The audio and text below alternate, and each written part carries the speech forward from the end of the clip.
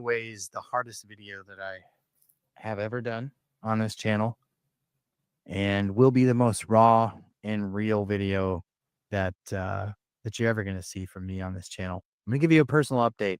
And while this personal update is positive, encouraging, uplifting, it is also full of things that are deeply personal and very hard for me to share, to be honest with you. You know, if you followed along on my channel, if you haven't followed along, you can catch up in a playlist here on YouTube. But if you've been following along, you know that I've not been a fast responder or even a normal responder in some sense to GLP-1 medications. I've struggled mightily.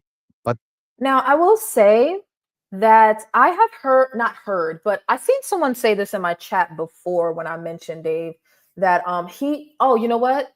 It was when we did the live stream about slow self-diagnosed non-responders.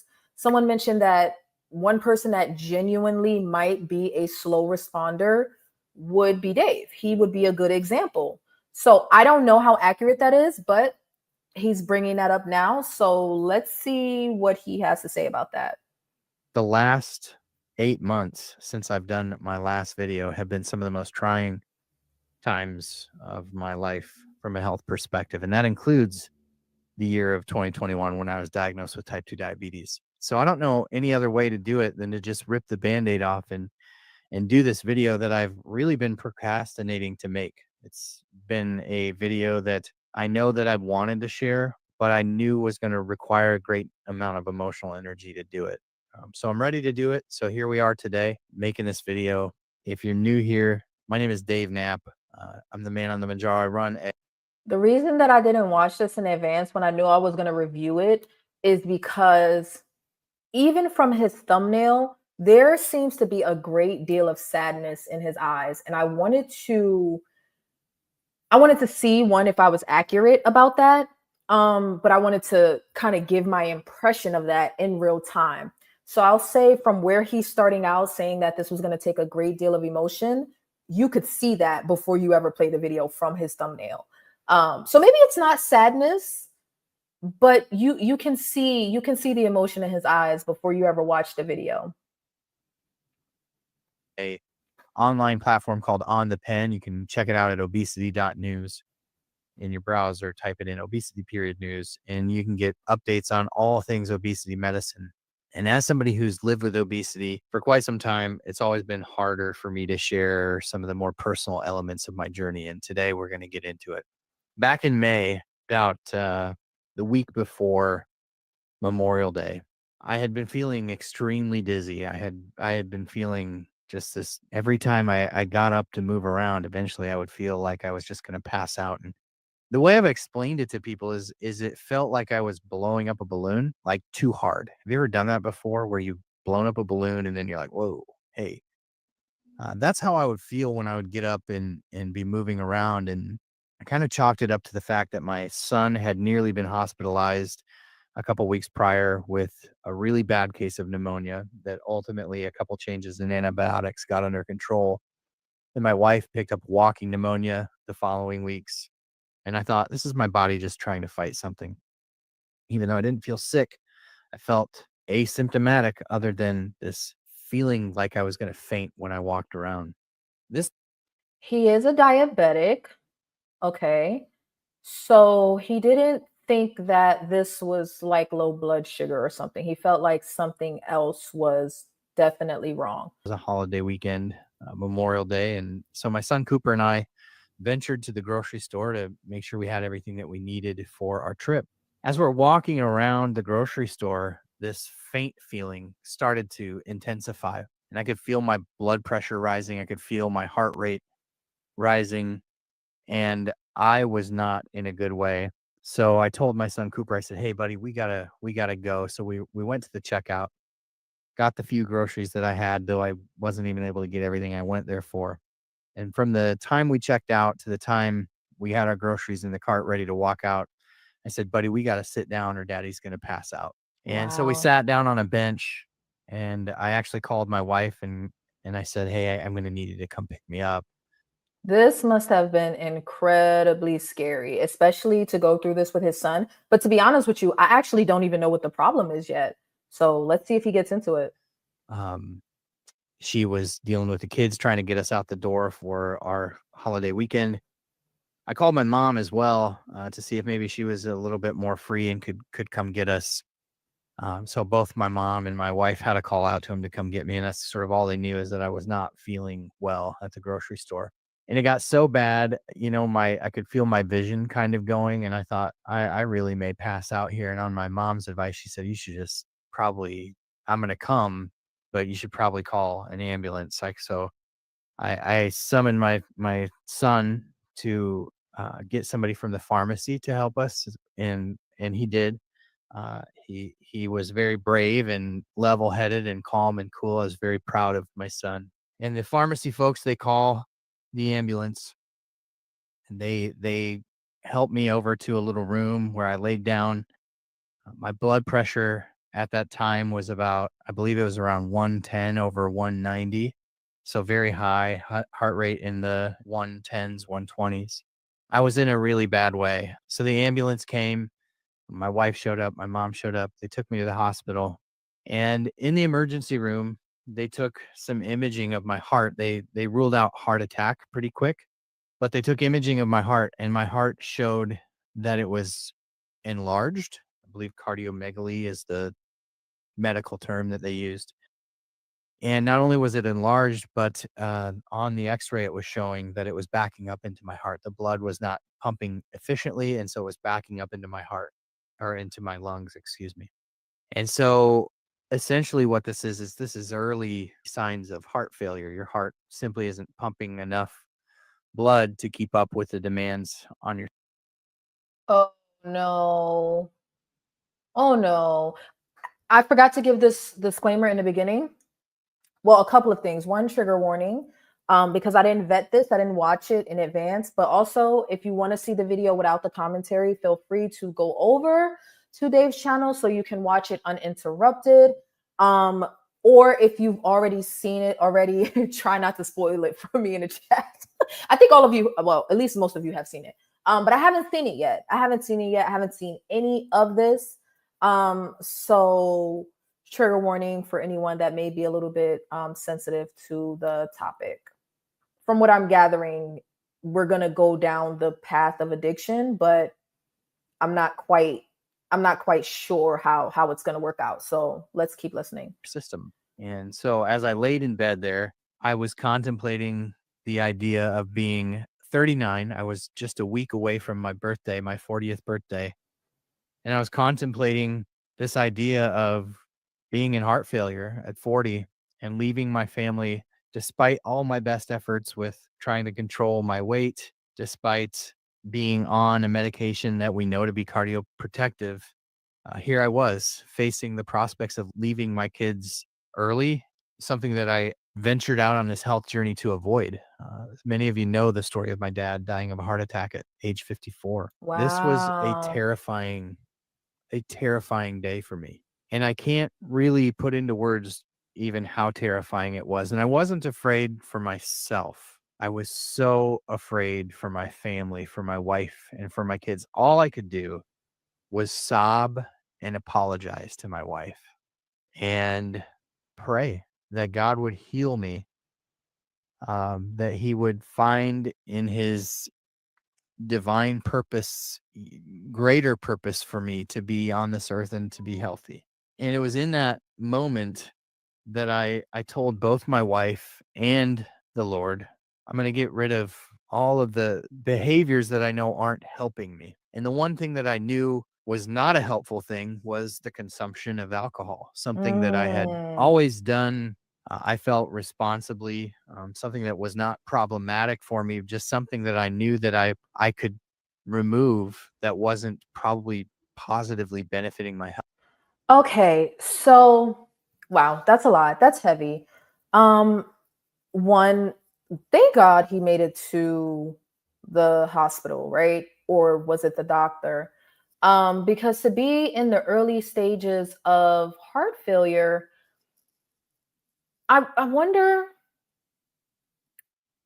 if that's typically something that is not caught until you're symptomatic. So I can imagine this is, I can imagine this being an incredibly scary experience.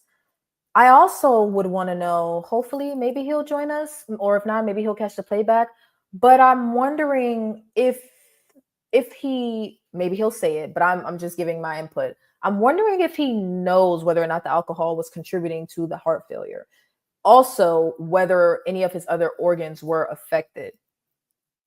Okay. Because it does seem like this is more of a facing of a problem, right? Like of an addiction potentially.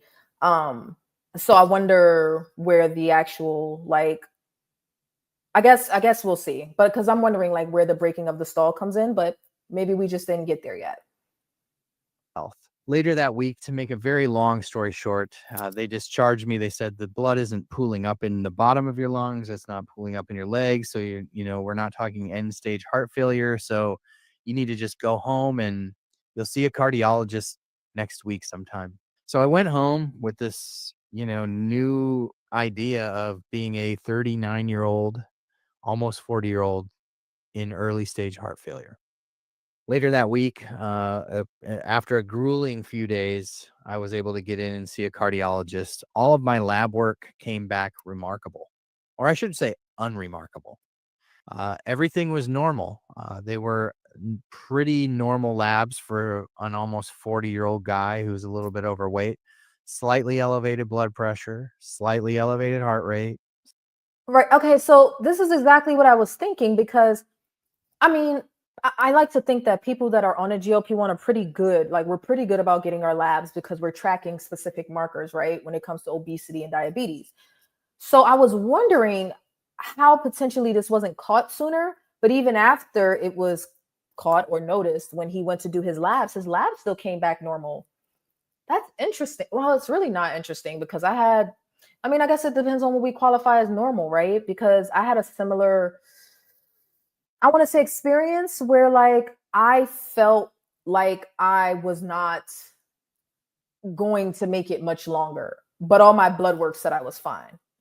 All of my testing said I was fine, but I was 100 pounds overweight. Like, so I don't know. I know the medical field can be a bit complicated, and sometimes you got to go to one doctor for this and another specialist for that and put the pieces together to actually figure out what may be going wrong. But it's interesting that his labs came back normal after realizing he's in the early stages of heart failure. That's crazy. Slightly elevated lipids. So I left with a prescription that day for low doses of medicine that help with all three of those things. Over the next couple of days, the dizziness and the faintness would get worse. They had scheduled me for a echocardiogram and they had scheduled me for a stress test. They wanted me to do a stress test there, and I said, I don't think you understand. I can't stand up and walk without feeling dizzy. I'm going to pass out on a stress test. Now imagine that. Not to be hard on the doctors, they're doing what they can to figure things out. But imagine that. Imagine nearly collapsing, finding out you're in the early stages of heart failure, getting more testing done just for those tests to come back normal, right? These are not quotes for him, these are quotes for the doctors. Normal, but you still feel like you're not going to make it. You know what I mean?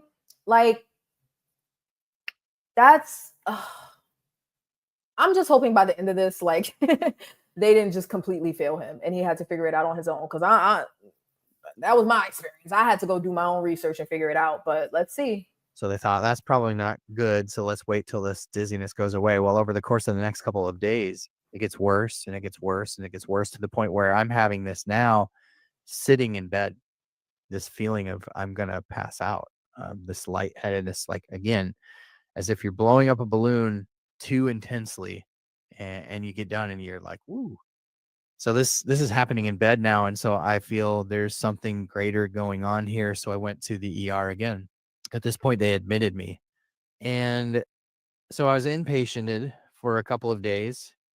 And the positive that came out of that was that I was able to get all of the tests that they needed to do, including a chemical stress test. So here I am about 5 or 6 days out from my initial ER visit. and I'm going in for a chemical stress test. Now, if you've never had a chemical stress test done, these are pretty scary. You can put it in the comments and let me know what your experience was, but this was my experience. They inject you with something that makes you feel like you're going to die. I don't know how else to say it. You get an injection. This injection initially is a radioactive dye, and they put you under a CT machine that watches your blood flow. So this dye dyes your blood, and then they watch the blood as it moves through the chambers of your heart. And then they give you the chemical stress, and then they put you under this CT machine again to see how your heart has responded to a low oxygen event, to see if there's anything wrong with your heart. This is barbaric. Oh my God. Now, let's say, in the name of science and medicine, sometimes, how do I put this? Like, sometimes I mean, that sounds incredibly rough.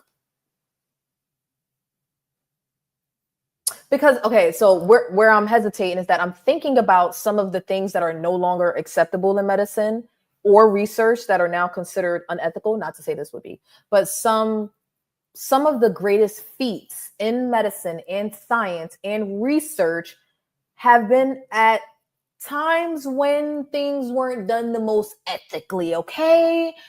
However, with that being said, with something like this, I'm not saying it's unethical. I'm just saying it's unfortunate to have to put your body through so much to kind of simulate a stressful event. And who knows, maybe in 30 years, they'll look back and be like, oh, what the hell were we thinking? We have this much better way of doing things now. But that's just kind of how medicine and science goes. Like, something seems like a really good idea because it works for the time. And then in 50 years, they're on to something different that works so much better. So I would not have to want to do this. I would not have to want to do this. And this makes me think, because you guys were saying they don't test your heart at a certain age. I get that. Just like the colonoscopies or whatever the men get done. I get that, because you don't want to test everybody for everything, right? But there has to be, see, that's the thing about like the Western world, especially America. We are not very much so into prevention. We're into diagnose and treat. But the whole preventative phase is missing 90% of the time. So if I wanted to know like how do you catch something like this early? It's a guessing game. It's a guessing game, which sucks. You know what I mean? I feel like more energy needs to be spent into how do we prevent these things? And if not necessarily prevent them, how do we catch them early enough? And it sounds like it was caught early for him, but he's still not doing well. So let's see.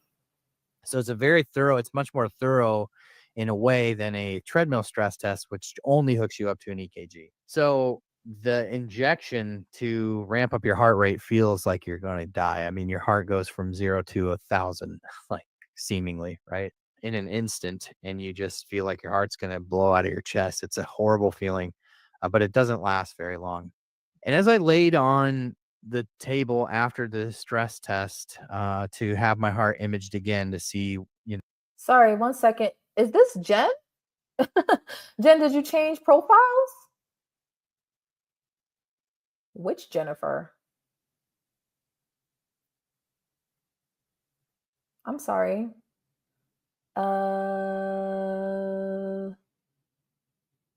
Is this the same Jen as this Jen? No, right? This is a different Jennifer.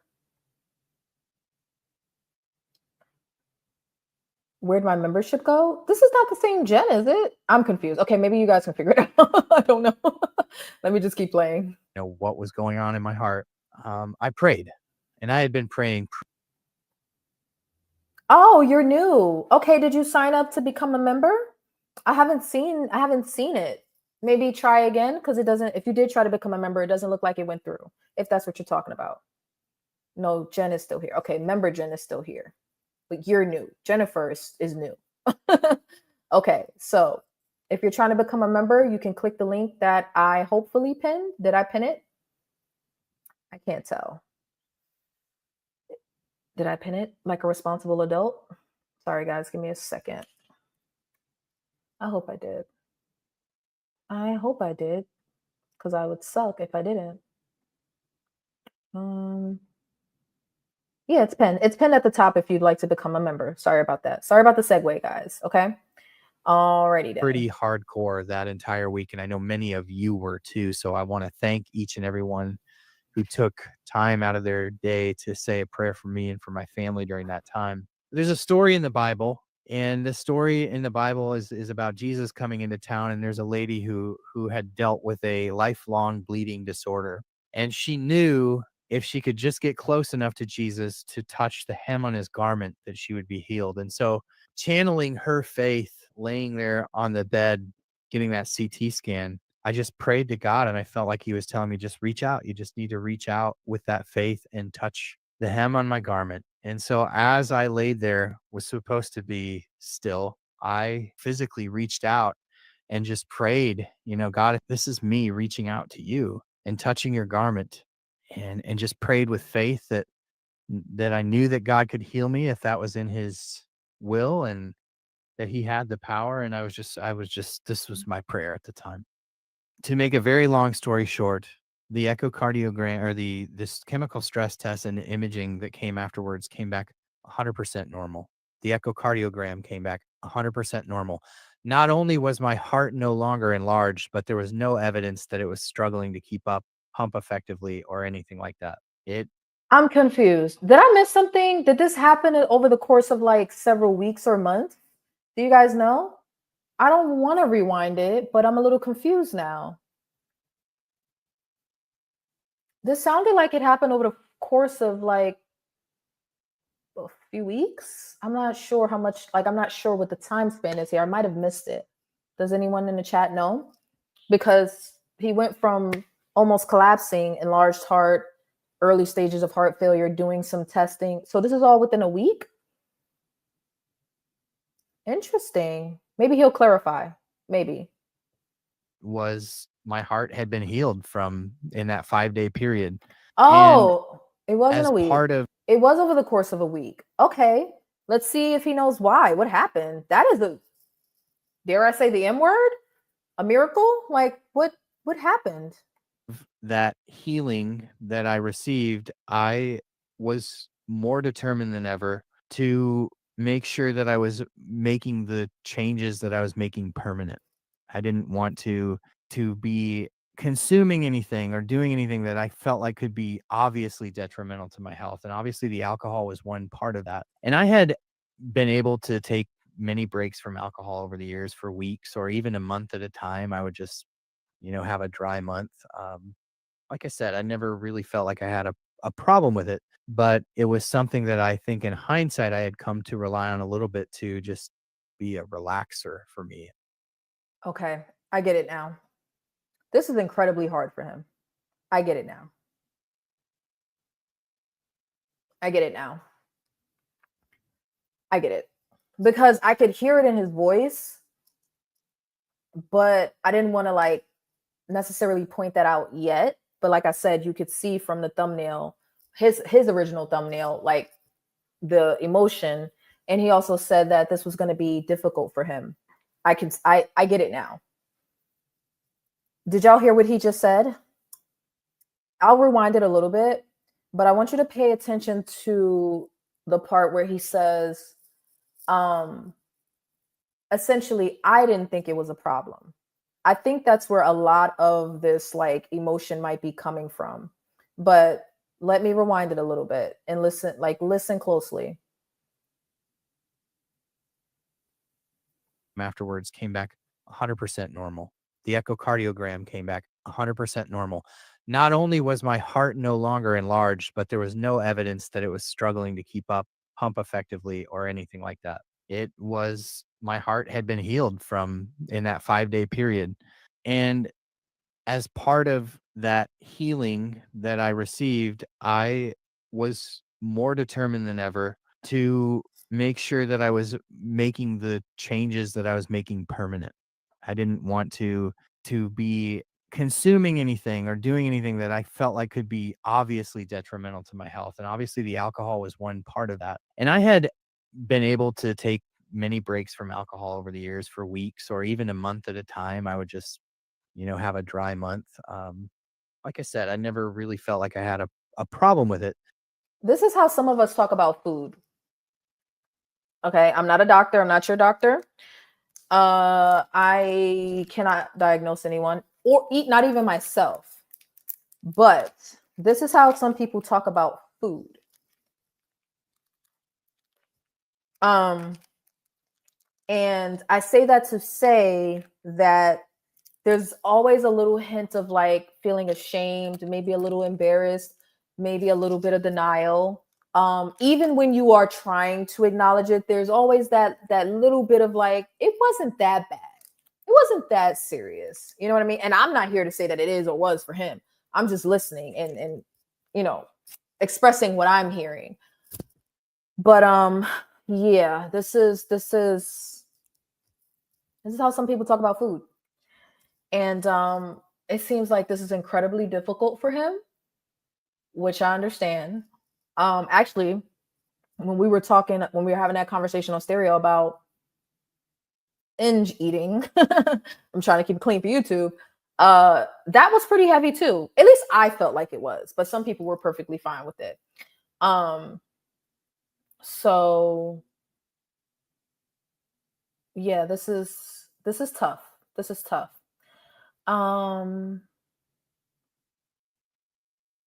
I'm a drunk, but can go years without drinking and not miss it at all. How does that make you a drunk?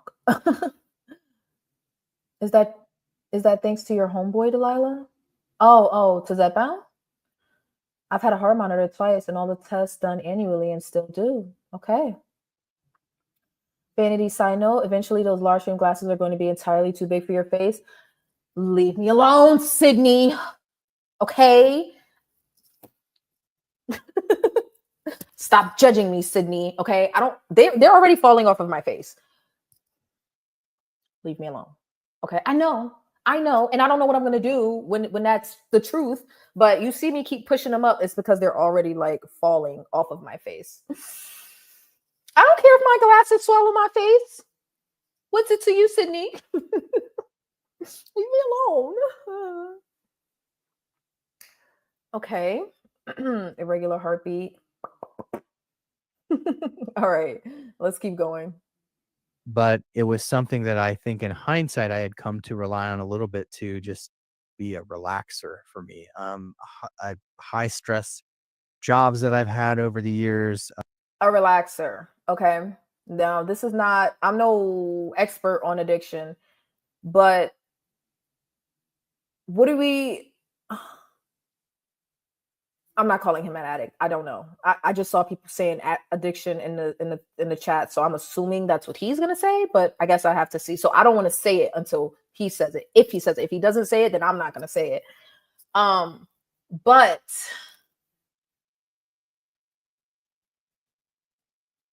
self-soothing, I can say, like some people do with food. Sounds like he was self-soothing with alcohol. I'm not saying it's a bad thing or whatever. I'm just listening, but that's what it sounds like to me. A lot of weight is on your shoulder just as a father, and the weight that you carry for your family. And I think that I just maybe become to rely on that a little bit too much in hindsight. When I would step away from alcohol prior to this last few months, it never made an impact on my weight.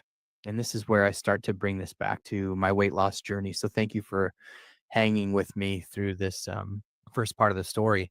When I went into the hospital on May 24th, my weight was 295 pounds. Now, to sort of bring this all back, if you haven't sort of tracked with my journey, it's been a confusing one and a very up and down one. It's never been a remarkable weight loss story. But when I first went in and was diagnosed with type 2 diabetes, I weighed 319 pounds. That's November of 2021. In November of 2022, like I mentioned earlier, when I had done that full year of keto, I was at 312.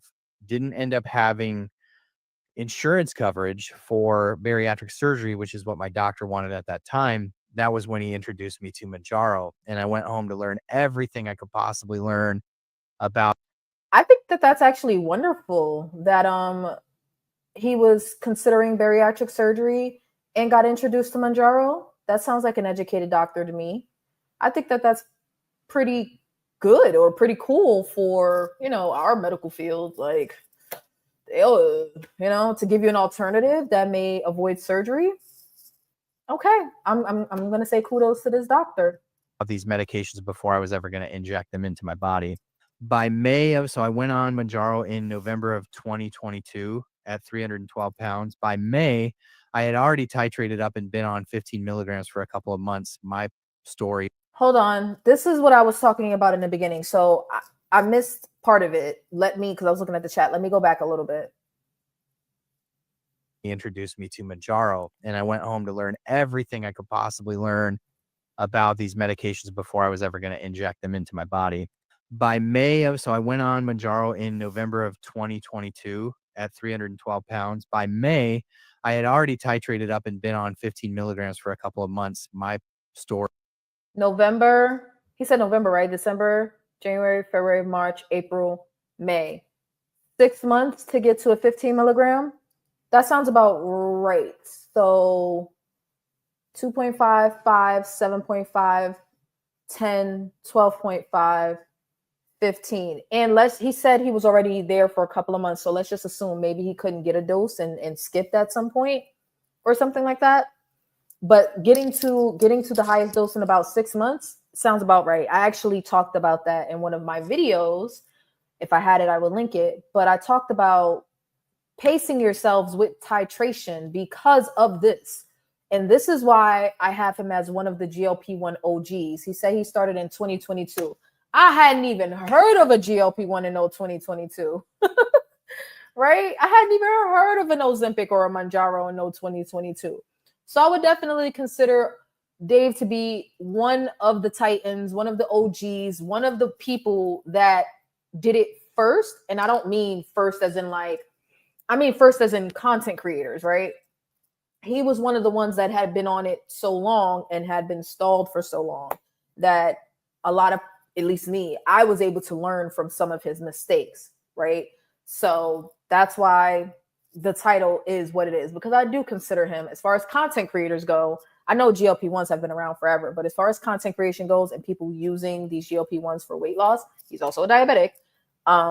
Yeah, I would consider him one of the OGs of the space. He was early on in Manjaro's history on the market. That was when you could basically get a prescription for Manjaro, whether you had diabetes or not, and you could get it for 25 bucks. Everybody could. It was it was crazy. You can go back, watch some of my early videos with the savings cards and everything. That's sort of how this channel grew fast, is so many things were changing early on. But because there were so many people on the medication and because Lilly lacked the manufacturing capacity at the time to keep up, it was very hard to find intermediate doses. So I skipped both the 7.5 and the 12.5. And there we go. I figured because he made it to the 15 within 6 months, but he said by the 6th month, he had already been on the 15 for a couple of months. So he skipped a couple of doses because it was hard to find some of them. This was the wild, wild west of GLP-1 usage, specifically Manjaro and Ozempic. This time, this 2022 to 2023, it was mayhem in these streets trying to get your hands on the dose that you needed for Manjaro or Ozempic. So there's a part of me that is okay with the fact that I missed out on that. But when I found it in 2024, I was like, where has this been all my life? And then I found people like Dave, and it was like, oh, he's not losing weight. I don't want to be like that. You know what I mean? And not in like a disrespectful way. It was just like, okay, what mistake did he make? And at the time, my impression a year ago was, okay, he titrated up too quickly. But I didn't even know at that time that he had skipped doses. I just knew that he was on a 15 and he wasn't losing weight, which sounded terrifying to me. The titration process. So I got up to that 15 pretty quick. And by May of 2023, my weight was down to 276 pounds. So from November to May, I went from 312 to 376. Now, from that point on, that to this update, my weight 276 was the lowest I had ever. I think he misspoke. I think he said he went from 312 to 376. I do that. I do that all the time. let me go back a little bit. I think he misspoke. I think he meant 276. Hold on. I think he misspoke a little bit. Basically get a prescription for Manjaro, whether you had diabetes or not, and you could get it for $25. Everybody could. It was it was crazy. You can go back, watch some of my early videos with the savings cards and everything. That's sort of how this channel grew fast, is so many things were changing early on. But because there were so many people on the medication and because Lilly lacked the manufacturing capacity at the time to keep up, it was very hard to find intermediate doses. So I skipped both the 7.5 and the 12.5 in the titration process. So I got up to that 15 pretty quick. And by May of 2023, my weight was down to 276. Okay, he meant 276. I thought so. I do that also. I'd be like, I can't wait to make it to 240 pounds. Like, did you mean 140? Yes. Okay. Yes. Pounds. So from November to May, I went from 312 to 376.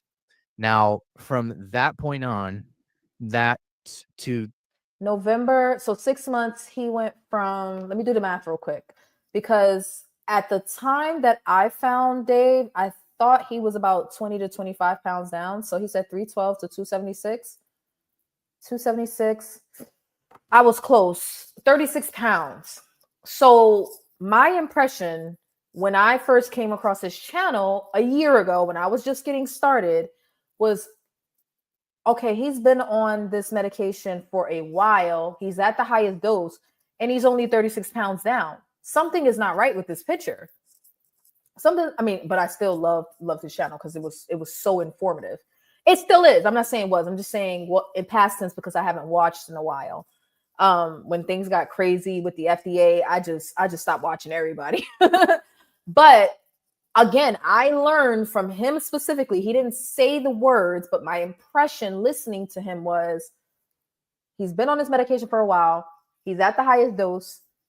He's only 36 pounds down and he still has weight to lose, but he's not losing anything. What do I need to do to not get there? What do I need to do for that to not be the experience that I have? And that's why I spent so long. That's one of the main reasons why I spent so long at each dose, because I got to learn from the people that were in the game the earliest. And when I say they got left behind by Eli Lilly is what I'm saying. Because Eli Lilly they're the ones that put out the titration schedule of every 4 weeks. And they're the ones that could not keep up with production. Now that I have the context of him missing doses because you couldn't find them. Okay. So these people were left out to dry by Eli Lilly because they couldn't get their medication. And two, even if they could get it, they were titrating up so quickly, unnecessarily. So honestly, people like Dave took a lot of hits that some of us don't have to experience. One, because we have compounds, so we're not dealing with the shortages necessarily. And now the shortages have somewhat resolved, I think. But also trial and error. You know what I mean? Sharing your journey, speaking about what worked for you and what didn't work. You know what I mean? Like, I learned from his mistakes. I did. And I'm grateful for him sharing. This update, my weight 276 was the lowest I had ever hit on Manjaro. And then I had to go off Manjaro for a little bit because of scarcity, went on Ozempic, tried that for a little bit, titrated back up. So really my weight bounced around all the way back up when I went on Ozempic and tried that little experiment, went all the way back up to 299 pounds. So Wow. I didn't touch 300. But I went back up to 299 in February of 2024. Now, over the course of the rest of 2024, you can go back and watch my September 23rd, 2024 update, where I had gotten it back down to 284 and I was using. Okay, this makes sense. So hold on. So 312 minus 284. That's why I thought he lost 20 to 25 pounds. Because September 2024 would have been around where I found his channel, somewhere between August and September. That makes perfect sense. So by the time I found his channel, I didn't know about, he went on Ozempic and gained a little bit of weight. By the time I found him, he was less than 30 pounds down. And I'm like, that makes no sense. Like, what is happening here? That makes absolutely no sense. It makes sense now. But at the time, It made no sense. I'm like, you're on a 15 milligram for how long? And you're only 25-ish pounds down. What is happening here? Yes, that was my impression. That definitely was my impression. Can't Wait, which is that product from Integrated Peptides, which was helping me quite a bit. But then, I would go off of the Can't Wait. I would go on and go off it. I have a really hard time sticking to pills. Probably have less of a problem now that I've been on these cardiac pills, which you can't really skip. But my weight from September 23rd of 2024 to May 25th of this year went from 284 back up to 295. Now, this is all on the 15 milligram dose of Manjaro. So, for most of the time, absent that Ozempic layover and the first few months, I've been on the 15 milligram pretty much consistently for 3 years, right? Absent just a few different months in there. So, May 2025, when I went into the hospital for all of this stuff, my weight had gone back up to 295. And it was at that point, that I said, I'm going to cut out the alcohol. At that point, too, I had been in April, I had been sent a scale from our friends at Shape'a. And this is a really cool part of my journey too that I want to share a little bit with you. This scale is amazing, and I'll share more about that here as I get past sort of where I'm at health wise, because this is a super cool thing that I think has really helped me from a mentality standpoint, like having the right mindset, breaking those cycles of the scale being a huge spiral for me. I would oftentimes throughout this journey, you know, Okay, let me just say this. I'm actually enjoying his video, so I'm glad I didn't watch it in advance. However, I feel like we're skating past alcohol a little bit, but maybe he'll get back to it. I know a lot of you have seen it. I'm gonna watch it all the way through, but I feel like we're kind of skating past the issue. Like, I don't want to call it an issue. You know what I mean? So let's see. be up 5 pounds because I'd have a couple days of bad eating and I'd be like, what does it even matter? I'm just bouncing around and this medicine isn't going to help. Like, and it just like that mentality just sort of gets in your head from the scale. And so the Shape'a thing was actually a pretty big game changer for me too. But the first month off alcohol, so from May to June, I really didn't lose a lot of weight. I was at 295. The weight came down after a couple days in the hospital a little bit. And so at the beginning of June, I was around 288. So it came down from about 7 pounds. I think some of that was water weight. The fact that I wasn't eating because I was so worked up and anxious about all the health stuff. But I want to say about 6 weeks into my abstinence from alcohol, something shifted metabolically. And guys, I don't have an explanation for this. I would love to unpack this with a doctor down the road. Okay, I think this is gonna be very important. So let me go back a little bit because I want to get the full context of what he's about to say, and we're gonna discuss. A little bit. And so at the beginning of June, I was around 288. So it came down from about 7 pounds. I think some of that was water weight. The fact that I wasn't eating because I was so worked up and anxious about all the health stuff. But I want to say about 6 weeks into my abstinence from alcohol, something shifted metabolically. And guys, I don't have an explanation for. Did he say 6 weeks? I think it's my headphones. Hold on. I'm sorry, guys. I think it's my headphones. Did he say 6 weeks? I think some of that was water weight. The fact that I wasn't eating because I was so worked up and anxious about all the health stuff. But I want to say about 6 weeks 6 into weeks. my Okay. abstinence from alcohol, something shifted metabolically. And guys, I don't have an explanation for this. I would love to unpack this with a doctor down the road at some point. But we're sitting here today is August 13th.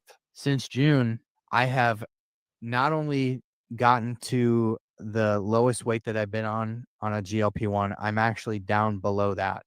So as we sit here today, my weight is at 272 pounds. That is the lowest weight I've ever been on a GLP-1. And that is in the last month, a 14-pound weight loss. Whoa! Congratulations! Because I was like quickly trying to do the math in my head because I forgot where he said he started from. 14 pounds in a month. Okay, I know what that feels like because I lost 11 pounds in June and I was like, oh my God. And that, like, I had to stop eating fried food. I had to stop doing a lot of stuff. So, shall we talk? Okay, let me let him finish first. Let me let him finish.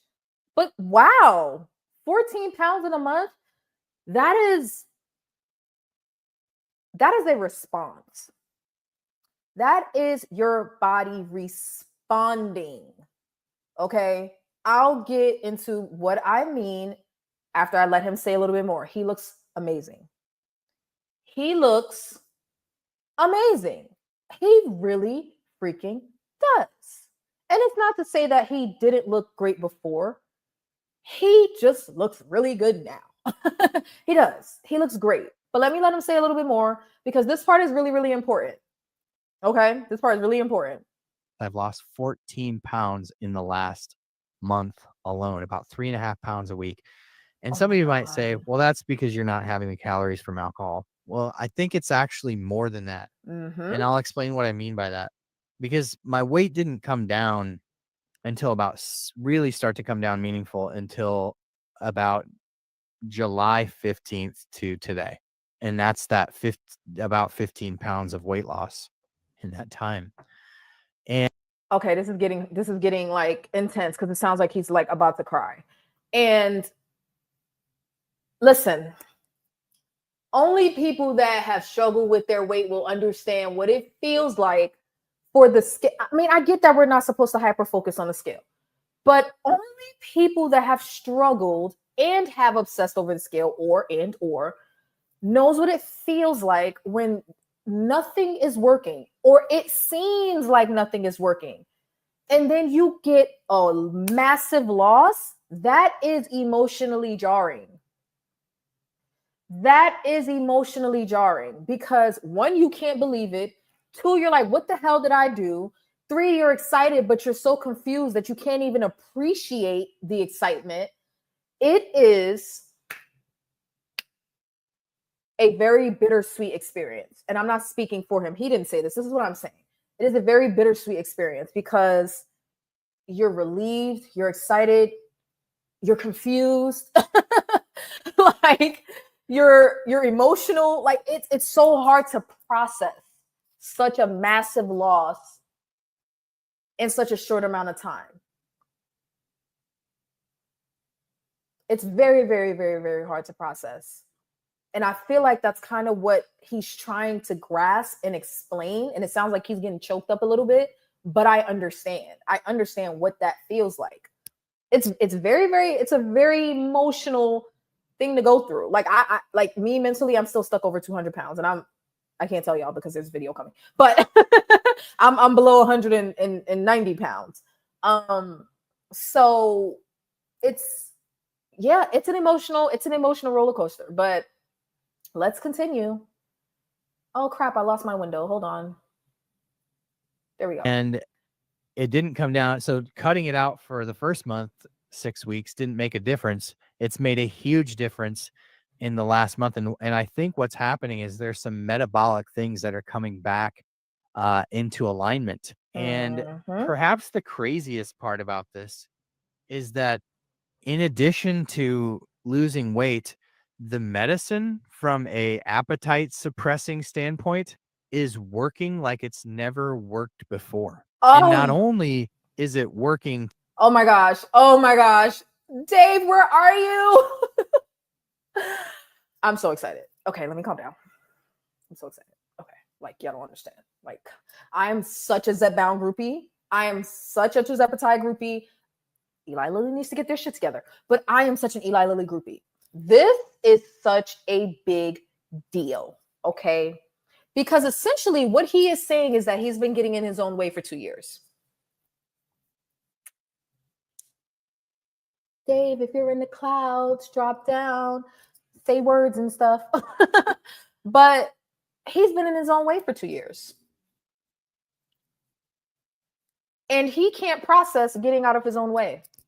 Because I wanted to say it earlier when he was like, I can't really explain what happened. I'm like, you're, what do you mean? Like, okay, when you're consuming alcohol, your body stops prioritizing everything else other than breathing to process that alcohol out. Okay. Nothing else matters but getting that alcohol out of your system successfully. All right.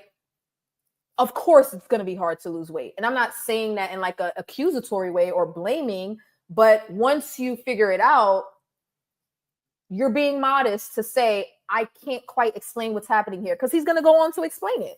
He's going to go on to explain it. So at first I was about to cut it off. Like, hold on, what you mean you don't know what happened? You know what happened. You know exactly what happened. I mean, you may not know the physiology behind it, but essentially you know what happened. This is a big deal.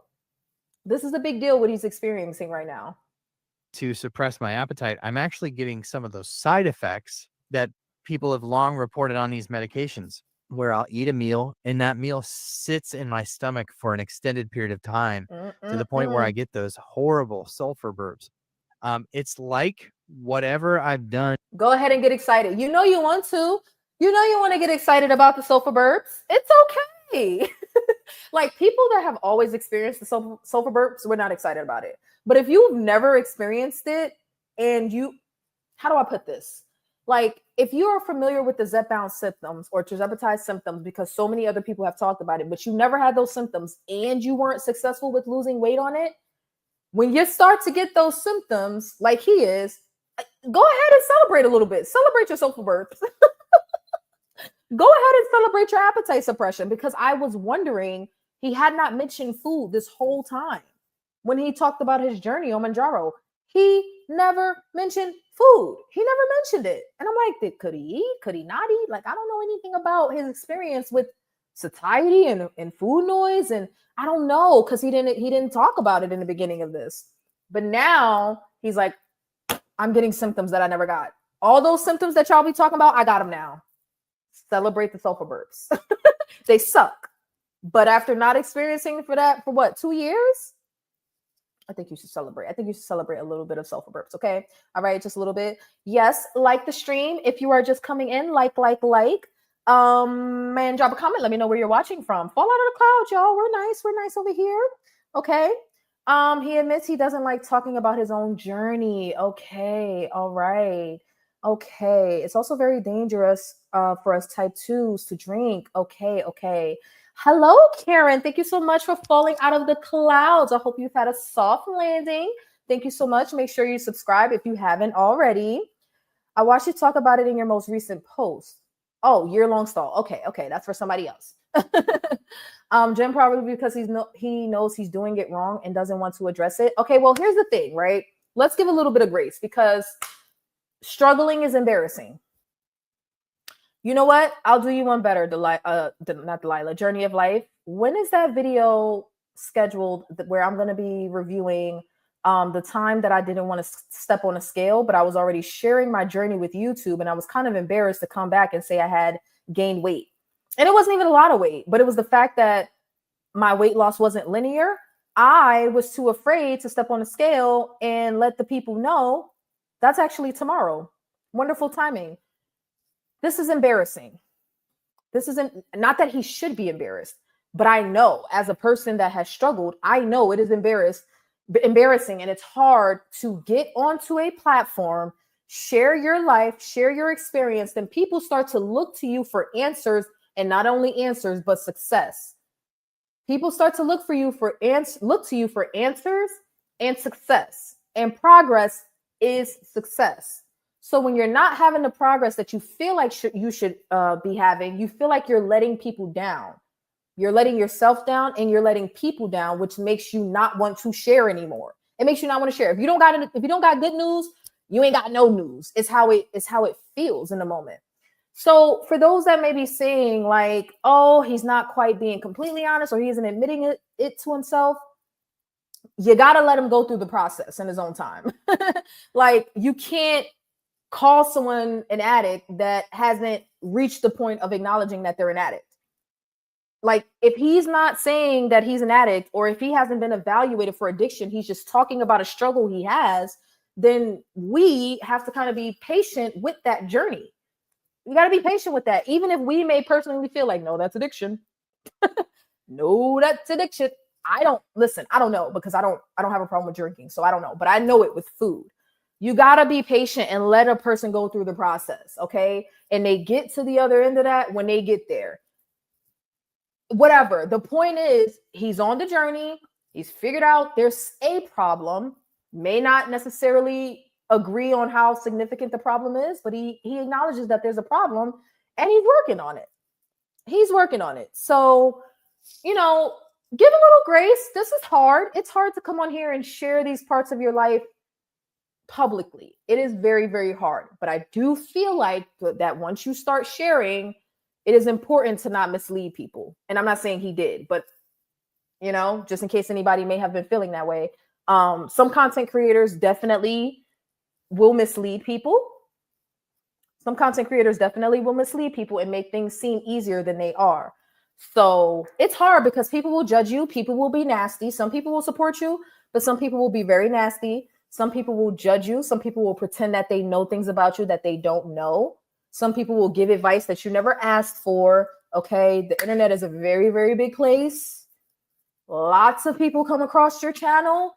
And to some extent, you got to be careful what you put out there. But at the same time, when you're sharing a health journey, you got to share the good, the bad, and the ugly. And sometimes the bad and the ugly can be hard to share. And it can be hard to admit.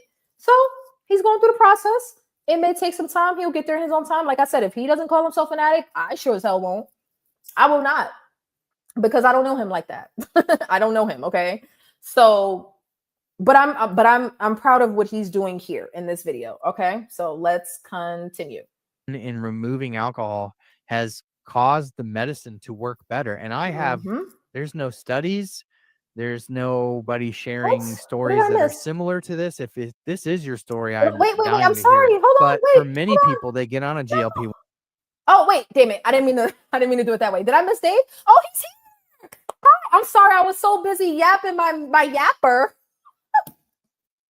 I was so busy yapping my yapper that I didn't see your comment. I'm sorry, I missed it. Dave from All the Pens says, hello, friends. Popping in to say hello. I can't wait to watch this back. Getting the fam ready to head out of town. Have fun with the family. And I'm glad you got a chance to stop in. I saw, what did I see? I saw Journey's comment saying she's going to flip out. Okay, I forgot. I promised not to fangirl. I said I wasn't going to. I got distracted. Because you know I'm a little vain. I am a little vain, so let me.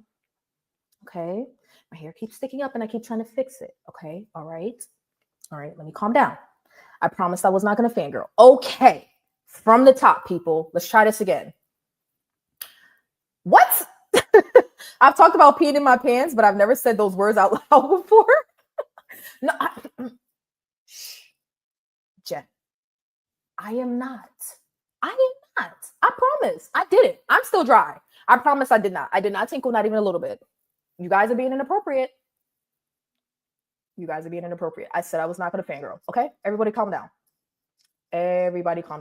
Sharing personal stuff isn't easy. That's why I'm 90% the news guy. Now, I'm the opposite. I'm too lazy to do the news. And you channels that do the news, you guys do a great job. That's why I just let y'all do it. And when you have a story that pops up that I find interesting, I pop it because I'm too lazy to do all of that. But thank you for all of your hard work. And thank you for not being offended by me reviewing your video, which is why I wanted to send you the email and let you know in advance. And if at any point you feel like I'm misrepresenting something, I know you're busy with the family, but if you would like, you can come on to the stream and clear anything up. But thank you so much for joining. And thank you for sharing the stream on your channel. Delilah says, I don't think anyone isn't giving him grace. I feel like we are all giving him grace and we're all very happy for him. I don't know what it is with the P either. I don't know. It's not easy for any of us, Dave, but as you share, you free yourself and I'm proud of you. Karen says, hi, Dave. Nicole says, so happy for you. Dave says, thanks for the kind comments. Oh, thank you guys for being so nice. Journey of Life says, Dave, don't take anything personally. Please, we all love you and wish you well. Absolutely. Miracles do happen. Yes. Is it Jadon or Jadone? Interesting. Very interesting name. I would love to know how to pronounce it. It could have taken 6 weeks to reduce inflammation in his liver and the medication to work. So from what I understand about fat loss and fatty liver, right? You can have fatty liver from alcohol, or you can have it from a high sugar, high carbohydrate diet. What I understand about the way the body processes fat loss is that if you have the fat in the liver, your body will not let go of the fat in the rest of your body until the liver fat goes first, because it's the most dangerous. So your body will clear that up first, but you may not see it on the scale necessarily. Once the liver fat is all addressed, then your body will start to release. So I would agree about the liver fat. I'm no doctor, but I would agree. Okay. It's hard to admit when we don't have all the answers. Very much so. Okay. All right. You guys are being very kind.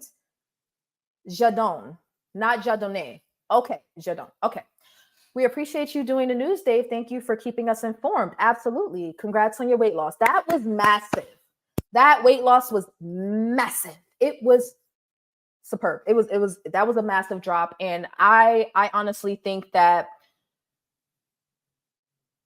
with alcohol essentially being a poison, just like some of the food that we eat, like I said, a lot of the experience he had with alcohol, some of us have with food, and with us poisoning our bodies. I drink, so I'm not judging or anything like that, but with alcohol needing to be processed in a very specific way, only in the liver, yeah, it's gonna take some time for that to process. And when you finally give your body a break from that, then it can focus on all of the other things that it needs to focus on. So if I had to guess, that would be my theory. But I'm so glad that he's finding his way. Those of us who are so used to being the helper find it hard to get help for ourselves. And that's how I feel is going on with Dave, and he can correct me if I'm wrong. I had fatty liver prior to starting GLP-1s. Regulating my blood sugar has helped with that problem.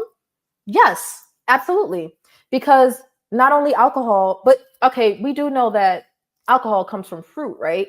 I think for the most part. So remember I talked about, for those that are initiated, I talked about how fructose, the reason fructose is so dangerous alone is because it's only processed in the liver. Same thing with alcohol, because alcohol is what? Sugar. It's made from sugar, only processed in the liver. No other parts of your body is using that. So hence the fatty liver. What happens when you can't process the rest of the fructose? Your body turns it to fat and stores it right there. Yeah, that's exactly what happens. Karen says, so true. When you are the one that has always been the one people turn to, changing is hard. It is. Delilah says exactly, V, which is what I've been saying all along. It took 6 weeks to clear from the system, and now the receptors are receiving the meds as they should, and it's freaking exciting. Absolutely. Dave says part of this is just being a dude. I think we naturally don't like to not have the answers, admit weakness, or share feelings, especially with a crowd of thousands. Yes. And you know what? I think, honestly, I didn't even know there were other male GLP-1 content creators at that time. I only knew of his channel. He was the only one. Well, I'm not saying he was the only one in existence. He was the only one that I knew of. And maybe it's a little bit of the male ego, but I genuinely think that, like, it's just hard, like, not being successful every step of the way when you're sharing publicly, because I go through that. Like, it's very freaking hard. Delilah says, same here, Sydney, and mine was non-alcoholic fatty liver. Okay. All right. As a nurse, mother, and grandmother, it is so hard to be the one to reach out, or the one that does not have all of the answers. Hard to humble ourselves, as it shows a sign of weakness. Is it a sign of weakness, or is it just like, the weakness? I don't know. I gotta ponder on that. I have to ponder on that. That's a human thing, Dave, not just a male thing. We are all different. We do not expect you to be perfect, as only one was. So we are there for you, as you have been there for us. I would say absolutely. All right. Thank you guys so much. And of course, OTP, thank you so much. Thank you so much. Thank you so much for stopping in on my itty bitty channel. Okay. You are one of the goats and one of the titans and one of the OGs in this GLP-1 game. And in case you missed it, what I said was that at the time that I found your channel, you were at about 25 to 28 pounds down because you had, I didn't know this at the time, but you had winter Ozempic and then you got off and then you gained weight and then you lost a little weight. So essentially what I'm saying is when I found you, you were on a 15 milligram and you were only about 25 to 30 pounds down. And I was like, man, what went wrong here? And I attributed it to just titrating up too quickly. But now I get that there was more context. But the point is I learned so much from you sharing. And, you know, the people that were going through this in 2022, 2023, there was a lot of trial and error. So we're all just trying to figure it out. Okay, I accidentally closed the window. So let me get back to the video that we were watching so we can go ahead and finish it because it was actually getting pretty exciting. I mean, it was exciting. Let's see, where is it? Okay, there we go, because I don't want to have to start it over. All right. Like the stream if you haven't, and definitely consider subscribing and or becoming a member. All right. They stop drinking. They no longer have the desire to drink alcohol. That never happened for me. I never had a reduced desire for alcohol. I never had a reduced desire for certain foods, certain anything. But once I actually removed the alcohol totally for an extended period of time, again, it took 6 weeks to notice anything at all. It's like the medicine is working. I don't have a better explanation for that. So starting weight at the diagnosis of diabetes was 319. Starting weight on Manjaro was 312. And as we sit here today, my weight is 272 and it's dropping at about a clip of about 3.5 pounds a week. It's almost as if I just started this medication. Now I am on the 15. Oh, yeah. Oh, heck yes. Oh, heck yes. It's like you just started. Oh, heck yes. It's like you just started because you don't have all of this other stuff in the way. You were getting in your own way. Now you're out of your way. And Zepbound can do its thing. I'm such a Zepbound groupie. I'm sorry, you're on Manjaro, I think, right? Brand? Tirzepatide can do its thing, okay? Because we are Zepbound lifers over here. We're Zepbound lifers over here. Like, we are team Tirzepatide. Not to say that the semaglutide folks ain't welcome. Y'all just sit in the back and don't drink the bottled water. You cannot have any. You can have the tap water. You're allowed in the room, but you have to sit in the back. I'm just kidding. But yes, it is like the medication is working. And it's honestly really, really exciting for him to be so far along into the journey and like eyes be open to what a lot of us have been experiencing, you know, for the length of our journey. That's actually pretty exciting. It's like he's the noob, right? It's like he's the newbie, but you're not. You're the OG. You're the OG, but it's like you're a newbie. You're a newbie to the symptoms. You're a newbie to the effectiveness, I guess. We'll go with that. Milligram dose. I do want to say the only other thing that I've changed is the use of this Shape-A scale. And that's where I want to introduce this to you because I think that this could be super helpful for some people. And like, tell me if this is your experience too, because in the past, when I'm watching what I eat and dieting, right? Which I hate that word. I even like the whole dieting thing is something that I wanted to shed long ago. But the reality is, unless I'm minding my P's and Q's with what I eat, if I'm left shedding the dieting thing, I'm team diet. Well, I don't want to trigger Jen, but and thank you for the sub. Thank you, new subby. And thank you for falling out of the clouds. I hope you had a gentle landing, okay? For the uninitiated, we're a little vain over here. We try to keep a cool heads, but sometimes it gets a little crazy, okay? But back to the point of the dieting, the whole first half of the video, food was never mentioned. Food didn't get mentioned until Zepbound or Manjaro. I'm gonna say Zepbound because I'm on Zepbound, but y'all know what I mean. Zepbound started working correctly. Okay, now let me say Manjaro because he's man on the Manjaro. Let me get it right. Okay. Oh my gosh. Okay, I'm trying. So it wasn't until Manjaro started working correctly that even he started to mention food in this video.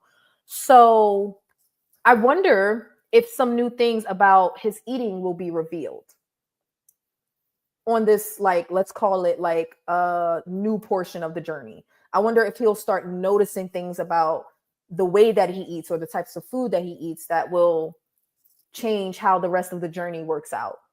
To my own devices, it makes a huge difference when you step on the scale and it shows 5 pounds up or 5 pounds down. If it shows 5 pounds up, it has the ability to derail me for weeks because it gets that much into my head. And Sabrina, our friend Sabrina, does this whole thing. She was calling it initially beyond the scale because she preaches about this all the time. It's one lousy metric, but gosh, does that scale hold a lot of weight, pardon the pun, when it comes to being able to stick to something. Here's the beauty of the Shape-A scale. The Shape-A scale is something that you step on and it doesn't give you a weight, right? So its whole design is to help you to avoid demotivation. So they sent me this back in April, and I started using it shortly before I had all this health stuff happen. And I found it to be super helpful for me because no longer was I looking for a number. It simply gives you a color range. So there's a gray, it means you're not losing weight. And then there's a teal, which means you're losing weight slowly, and a blue, which means you're losing it aggressively. But it's looking at 10 days of data. Instead of giving you a weight every Oh, day, it's looking at 10 days of data. And it's also measuring your body composition in the background. now that's interesting. Okay, I like my numbers, so that would never work for me. Okay, now never say never. Maybe I should try it. What do you guys think? Because we all have different relationships with the scale, but for the most part, the scale gets a bad rap because of the association of number progress. Up means bad, down means good. So for the most part, I think that people have an unhealthy relationship with scale, which is what he is describing. Now, to get away from the number, a color coded system is very interesting. But because I'm like a little weird, not weird, but like I like numbers. I do. I like numbers. I like numbers. So a regular scale would it works for me. It's fine. But I do like this idea of a color coded system. What do you guys think about that? If enough people are interested, I might try it. Do you have a discount code? Let me hear more. Let me hear more. And so you're trying to stay in a zone. So you can have 1 or 2 days of eating that maybe doesn't work with your goals. I'm sorry. I don't know. I hadn't thought about it. Who would be the interviewer? Would I be the interviewer or would he be the interview? I don't want to volunteer him for something that he didn't exactly agree to. But since you mentioned it, geez, would I be getting interviewed or would he be getting interviewed? Let me know. And then maybe I can email him about that. And it doesn't change because the weight that you add, it's not like you have a horrible day of eating and the weight scales up 5 to 10 pounds the next day. It's not like you gain that much fat. So logically, we know that, but it's still that number on the scale, for me at least, has the capacity to really mess with me mentally and emotionally. Oh, you can toggle the number on. So Dave says you can toggle the number on, but it's more of a pattern tracking mentality rather than a daily number. Okay, so how about that? For me, that would be wonderful as far as me stepping on daily, which is what I typically do, but I'm taking a break from that in September because I plan to focus more on body composition. This might be a good time for me to try this scale so that I'm not like I had already planned to not be necessarily focused on a number for September. But if I want to know, I can. What do y'all think? That actually sounds very interesting. Very much so. Yes, wonderful. I mean, it's nice to have an option. It really is. It's nice to have it because some people will avoid the scale altogether, but they do want to know. They just don't really want to have to deal with the bad feeling of not getting progress. You know what I mean? So this color coded system is very interesting. That's why I weigh daily and don't look. I can go, oh, you can go back and see. So you log it, but you don't look every day. Okay. Not everyone loses a ton of weight on this medicine, nor as fast as others. Yes, very much so. Okay, vice versa, open conversation. Okay, maybe. Maybe. Do like Ali and stream on your channel too. Okay. Okay. Gotta bounce, email me wants to interview stuff. I'm open to either one. Oh, okay. Thank you so much for joining us. We're going to finish the video though. So if you do want to come back and watch from the beginning, it will be up. I may have to edit out all the junk in the beginning. So if you don't see it, it will be back up very soon. But thank you so much. Oh my gosh, it's so hard not to fangirl. It's hard. It's hard to be a professional. It really is. Like, okay, I'm trying. Okay, what has happened with this medicine has been criminal in so many ways. Wait, whoa, this is taking a dark turn, Karen. What are we talking about? No information on how to take this medicine, when to titrate, how much protein, etc. Then the shortage hit. What a mess. Have you been on since like 2022, 2021? So like it was rough for you? I think, wasn't titration information always out there? They didn't quite get the titration schedule. Okay, how do I want to put this? So the every 4 weeks was based on their studies. What they didn't do was put out additional information that said, well, you don't necessarily have to do this every 4 weeks. So the doctors only had the information they got from Eli Lilly, which is why I say the OGs got left behind. They got left behind because they were the crash dummies. Not that they're dumb, but it's like, it's not even that the medication was new. It's just that for the people that were doing this and sharing, they did it by the book, essentially. And then when they couldn't get their dose, they just did the natural thing and skipped to the next dose. But there was not a lot of information out there about how that would work out in the long term. So we essentially get to learn from their mistakes. I'll stop focusing on the number after I reach a specific number. That's how I feel. Oh,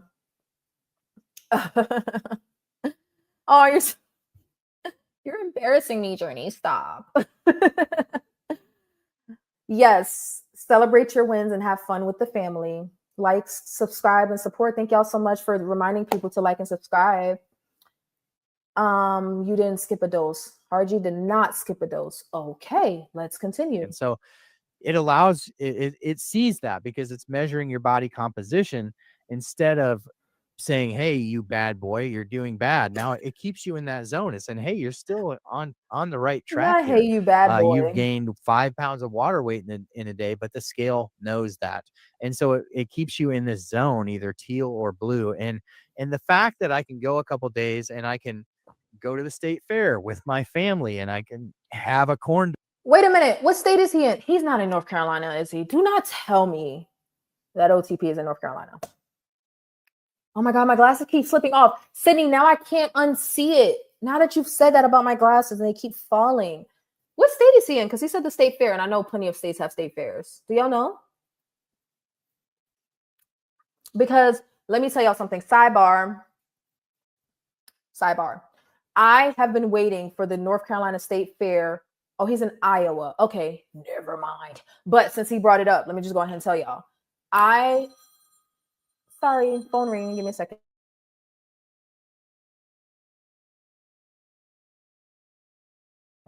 I was just waiting to see if.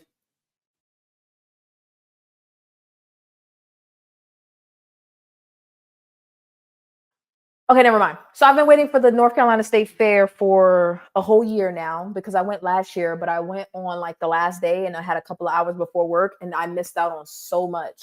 But I get to have funnel cake maybe twice a year.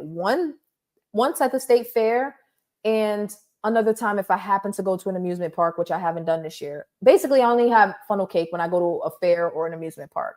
So I've been waiting all year since last October. That was the last time I had funnel cake. I have been waiting to have funnel cake again in October. The only slight little kind of problem with that is that now I'm gluten-free, so I technically shouldn't have it, but the jury is still out. Tommy says to have it. I think Jen would say to have it. I don't know what you guys say, but I'm gluten-free now, and I'm taking it very seriously. I have not incorporated the slightest bit of gluten, maybe some cross-contamination stuff, but I can tolerate that.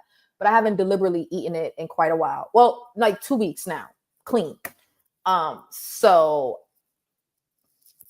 I've been waiting for the state fair. I've been waiting. I'm glad I wasn't out there in these GLP-1 streets during shortages and trying to manage and figure out numerous compounders. Oh my God. Yes. Being honest is hard to do, especially when thousands are following you. Absolutely. It's a lot of pressure. It's a lot of pressure to get stuff right.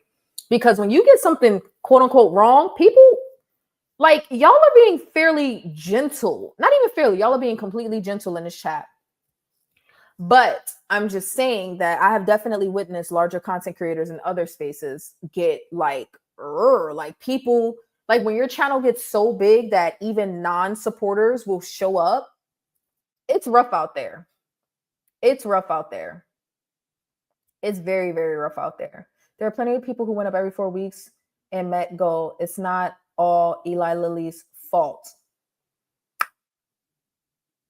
Okay. So to that, I would say, no, nothing is all any particular thing's fault. Nothing is all Eli Lilly's fault. Nothing is all your fault. Nothing is all compounding's fault. There is no all for anything. But my impression is that when when more people started to get hip to this medication, the only information they had available to them was what Eli Lilly put out, which was every 4 weeks. Now, some people titrated up every 4 weeks and met goal. That doesn't necessarily, like, there's a lot behind that, because what if you only had 10 pounds to lose? What if you only had 20 pounds to lose? What if you had no weight to lose at all? But if you had 100 pounds to lose and you lost that in what, 4 or 5 or 6 months, then that opens up a whole separate can of worms. So I'm not saying that people didn't meet their goal by the traditional titration schedule, but Eli Lilly got it somewhat wrong, because even now they say to stay on a dose for as long as you need to. They don't even say titrate up every 4 weeks anymore. They don't say that. They say recommended, I forget the exact verbiage, but they say it's recommended to stay on your dose, and that 2.5 is not a maintenance dose. 2.5 is not a maintenance dose. 2.5 is actually not even a dose that's necessarily guaranteed to work for anybody, but it may work for some people. But whatever dose you're on, you stay on that dose until it stops working for you. But there wasn't some like big push to get the doctors informed and get the patients updated. No, the patients figured this out for themselves. The patients figured this out before Eli Lilly said a word. The patients figured it out before Eli Lilly said a word. Okay. So with that being said, no, it's not all of their fault, but the original titration schedule was simply based on the research. Okay, fine. The research was great. But like, at what point do you start to go back and say, okay, well, let's change this and update the doctors. Let's change this and update the patients. You know what I mean? No, they just quietly changed it on the website. And then if you read it, you read it. If you didn't, you didn't. If you learned from self-experimentation, you did. And if you didn't, you didn't. And I think that that's wrong. I think that that's wrong, because there were plenty of people that titrated up too quickly. And we know now, like, it's easy to say it's not their fault. I'm not saying that it necessarily is all of their fault, but they do have some fault in that, because it's easy now to say don't titrate up every 4 weeks. It's so easy to say that now, but it wasn't easy to say that 2 years ago, because that was the leading information. That was the information that was out there. We have something in common. Vanity, I only get the funnel cake. Yeah, that's the only reason I go to the fair. I titrated up for the most part every 4 weeks and did well. Okay, congratulations, Harji. Everyone is different. Titrating up on a 4-week schedule works great for some people.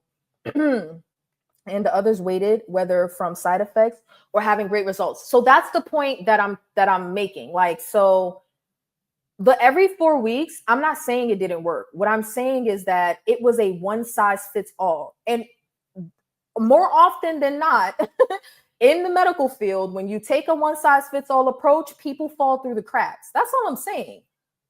That's all I'm saying. There was a lot of people that fell through the cracks because there was no guidance. So if people titrated up every 4 weeks, made it to their goals, and they had no problems, great for them. But what about the people that were symptomatic and still titrated up every 4 weeks? What about the people that were successfully losing weight and still titrated up every 4 weeks? You know what I mean? Like, what about the people that, I don't know. All I'm saying is, when you take up one size fits all approach and you don't reevaluate, people fall through the cracks. And It just is what it is. It just is what it is. Some people believe that you need to go as fast as possible because they think after a certain amount of time, the weight stops dropping off. Some people also think you need to go as fast as possible because the higher you go up, the more weight you will lose, which is not true. Which is not true. Which is not true. Okay, so let's continue on with the video. Or, you know, something that normally I wouldn't eat, that it doesn't derail me mentally for days on end because the scale gets messed with. And so that has been a huge game changer for me. I will put my personal recommendation behind this scale because I think that this is a huge pivotal inflection point in weight loss and AI where they're able to leverage the technology that's out there to really help give you a tool that keeps you on track and keeps you from that the word that I want to use, I don't want to use because it's not appropriate, but that mind mess that is created by the fluctuations of the scale. I need to not have that because otherwise, you know what I do? Before I had the shape of scale, I just wouldn't step on the scale for months and months and months at a time. In fact, I'll put Now, this is very true. This is very true. Before I reevaluated my relationship with the scale, this is how I got to, okay, from my perspective, this is how I got to 240 pounds because I was so afraid of the scale. This is why I say the scale is not necessarily the enemy. The scale is not necessarily the op. It is just a tool that needs to be used alongside every other tool. 1 second, let me get my laptop charger. You guys can talk amongst yourselves.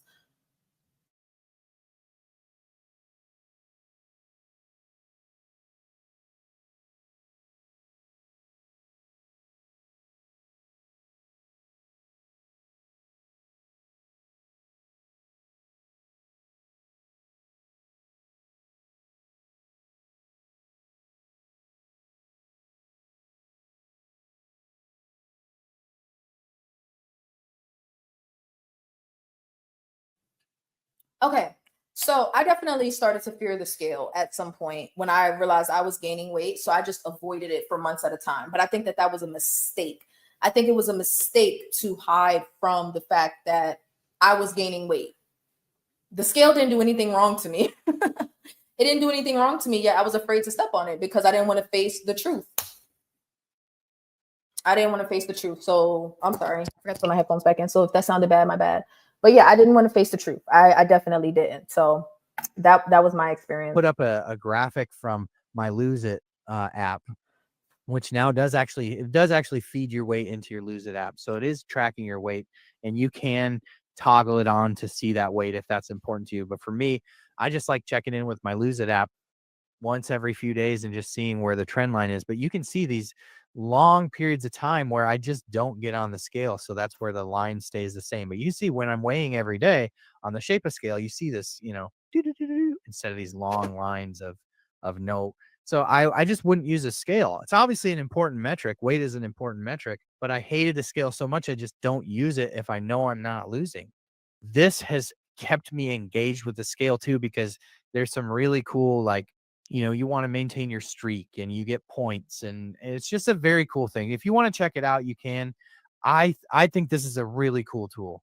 And y'all know I don't bring you anything to this channel unless it's something that I use for myself and I firmly believe in it.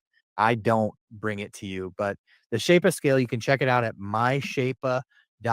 Shapa, like play on words for like Sherpa, right?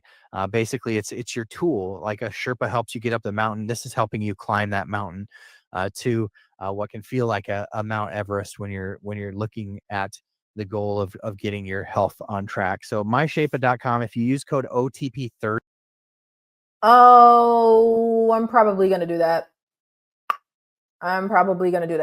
We'll see. Because like I said, I'm already kind of like trying to reshape my focus for September with the body composition. So this might be a good experiment. We'll see. They're going to give you a 30% discount on using the scale. It's free for the first few months, and then it's a very negligible fee for the year. It's, you know, when you break it down per month, it's nothing. Very, very, very cool tool that I think is tapped into. Like I told the guy Natty who put this thing together. I said, it's figured that thing out in my brain that's messed up about the scale, and it's like quietly fixed it. I don't even know how, but I'm just thankful for it, because now I'm consistently measuring that metric, but without the negative side effect of the scale being able to have the power to derail me for days and maybe sometimes even weeks and months on end. That's how bad it is for me, folks. I mean, I'm just being honest. So myshapeit.com code OTP30 is going to save you 30% off the scale. And then obviously it's free for the first few months. So try it out. See if you like it. After that, I believe it's like $84 a year. If you do it, it gives a little Oh, back to okay. the channel too. So that's always a positive thing. But man, this thing is awesome. And it's been the one other thing that I've changed in here. I have not been using any supplements. I backed off the supplements altogether when this heart stuff happened, because I get so, folks, I have crazy health anxiety, and it all. Ooh, that might be another topic to get into. Thank you so much, Sydney, for the super chat. I was worried I wouldn't be able to put it up. Thank you so much, girl. Thank you for being vain as well.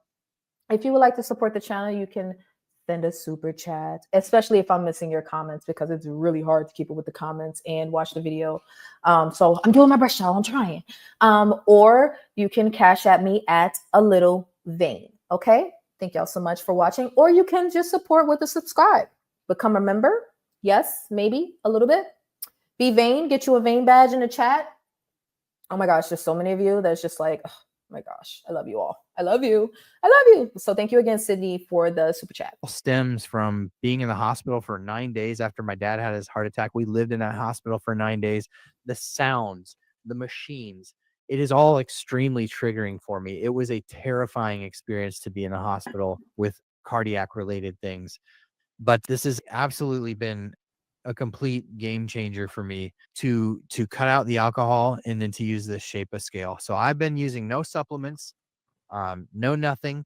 And now I'm down to the lowest weight. So I would strongly encourage you, talk to your doctor. If you use alcohol and you're like me, I don't think most people are like me. And most people get on these and they're like, I don't drink anymore. I can't stand it with the GLP-1. For me, that's never been the case. But once I did remove it, the medicine has started to work, I feel like, in a way that I just never got the full benefit from before. It's just, I would say his energy also changed throughout the course of the video. Whereas it seemed like this was very, very, very, very, very, very, very hard for him when he first started out.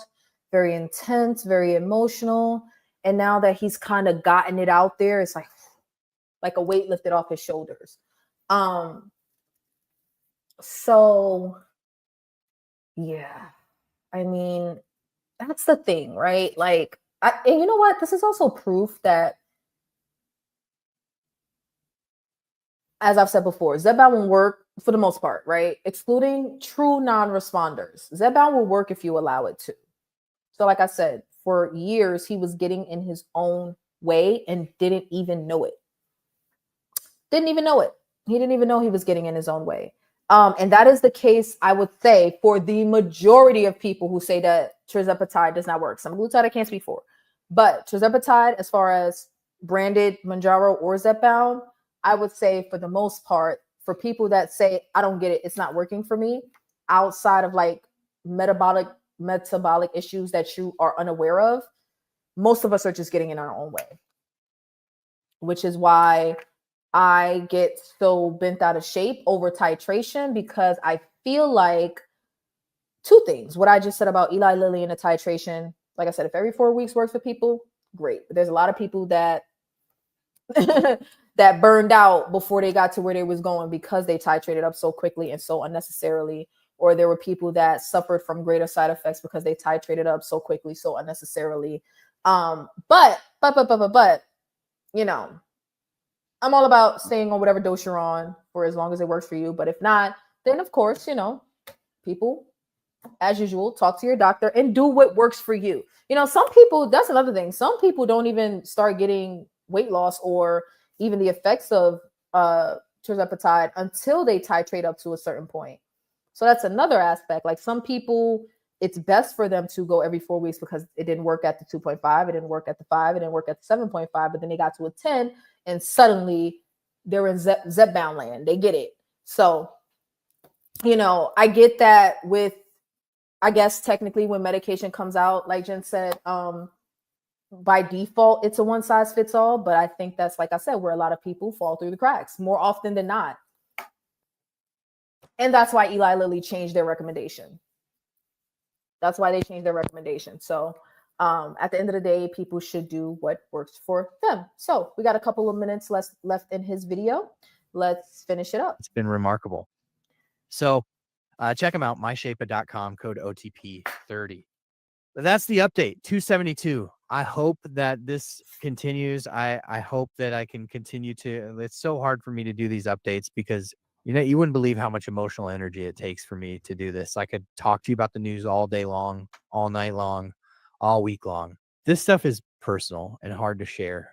And it's hard to struggle, and it's hard to struggle publicly. I think you can probably appreciate having a community of 130,000 people who are on these medications and have to come back update after update and just say, it's not working for me the way it does for you. I'm hopeful for the new medications. But I think really what I've tapped into here is alcohol may have been one of the defining factors that was holding me back. Is it holding you back? And that's a question you'll have to ask yourself and talk to your doctor about. I know it's for a lot of people who are really using a lot of alcohol. It's not something that you want to just jump in and quit cold turkey. It's a very sensitive topic. So pull your doctor into that conversation for sure, as did I. But you want to make sure that you get the support that you need. But that could be something that's holding you back. I think it may have been holding me back. And that's the update. Thanks for hanging out with me. Thank you for being the best part of what we do at On the Pen. I shouldn't do this without you. I'm so grateful for each and every one of you that you care enough for me as a human to have prayed me through some of the hardest weeks of my life. I'm so thankful to be on the other end of it. I'm feeling great. I feel like I'm looking great, and I'm looking forward to doing a lot more of these updates and having a lot more positive news to share with you in the coming months. Please, before you go, consider subscribing to the channel. If I am subscribed, and if you're not already, you should definitely go subscribe. Now, one, yes, he does look great. I'm glad he recognized that he looks great.